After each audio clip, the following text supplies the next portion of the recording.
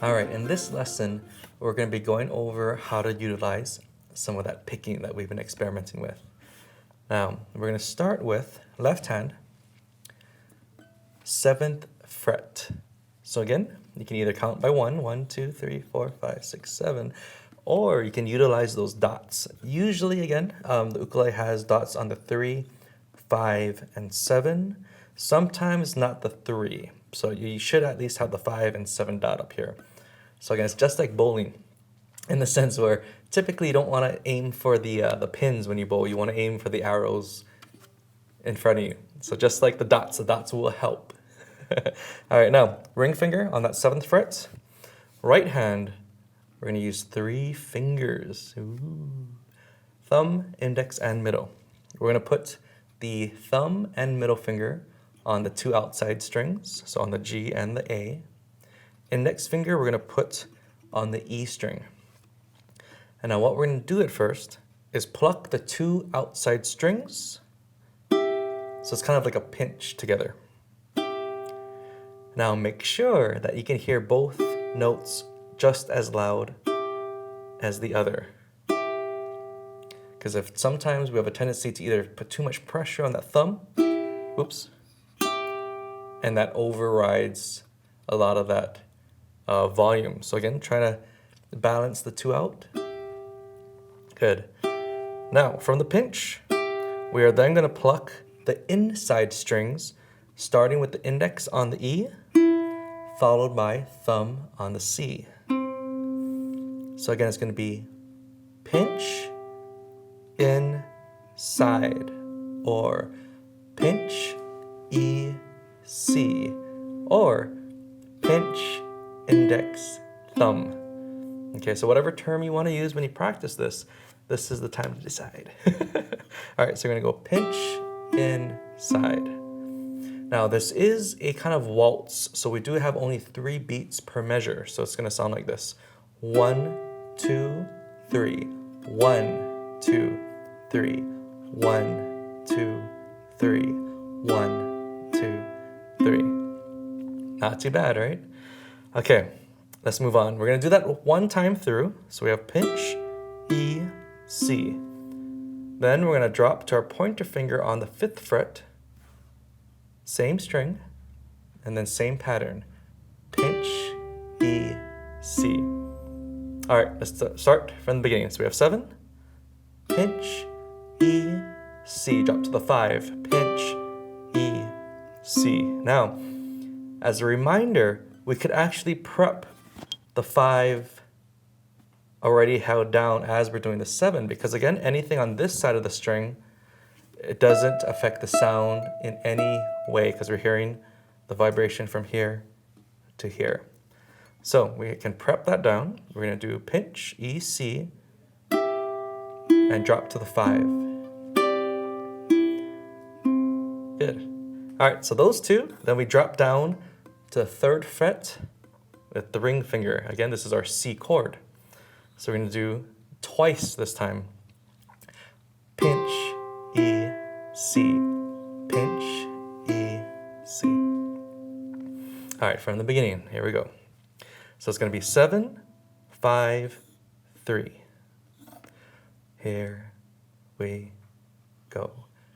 Pinch, E, C, pinch, E, C, pinch, E, again. Pinch, E, C. Good job. All right. Not too bad. After the C chord now, what we're going to do is play the G chord. And how do we get from the C to the G easily? Again, we're going to put our middle finger behind our ring on the same string. So for the C chord, I have both my ring finger and middle finger down. So that's our C chord. To get to the G chord, I'm going to keep my middle finger down, use it as a pivot point, push my ring finger across one string, drop my pointer to complete the triangle to my G chord. So one more time, C to G. And you can practice back and forth for a little bit. The middle finger stays consistent throughout. That's the only finger that stays exactly the same place. All right, so we did C twice, Then we're going to do G twice. So let's try the G for a second. We're going to hold the G down. And you're going to do pinch, E, C. Pinch, E, C. Good. Back to C twice. Then we're going to go to F. F again is 2, 0, 1, 0. Same pattern. And then back to C twice. And don't worry, we're going to go over the chords again. But now G7. G7 again is the opposite triangle of the G. So this is G major here. G7, putting our pointer finger on the E string 1, surrounding it with the middle and ring on the 2nd fret of both the C and the A string. Pinch, E, C. Pinch, E, C. Back to the C chord, and we're only going to do this once. And a strum with a harp strum on that C chord. So, review. We're starting on the 7th fret, dropping to the 5th fret, dropping to the C chord, and from here on out until the very end, we're doing it twice per chord. We're going to do C chord twice, going to the G chord twice, back to the C chord twice, to the F chord twice, back to the C chord, to the G7, and C chord once with a harp strum. So again, the kind of pattern that we're going for, once we get off of the 7th, 5, once we get to the actual chords down here, it's nice because we're always going back and forth between that C chord. We're going to go from C to G, C to F, C to G7, and then the ending with the C. All right, so I'm going to play it for you slowly. I want you to watch for just this first one, and then we'll try it together. So I'm starting the 7th fret once, 5th fret once, and then to my chords. Here we go. So I'm doing pinch, E, C, 5th fret, pinch, to my C chord. To my G chord, twice. Back to my C. To the F chord. Back to the C. To the G7. And C chord once with a harp strum. All right, pretty, right? It's not too bad. It's not too complicated. It's a nice, steady pattern on the right hand. Now let's try it together. Here we go. Pinch, E, C. Pinch, E, C. C chord. Again.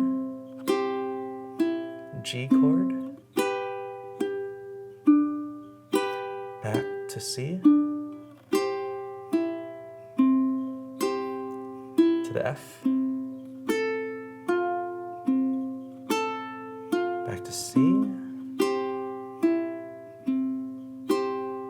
To G7. Back to C once. And a single harp strum. All right, now I'm going to play it a little faster. You can either follow along or play with me. 1, 2, 3, 4. We'll go a little bit faster than that. 1, 2, 3. 1, 2, 3.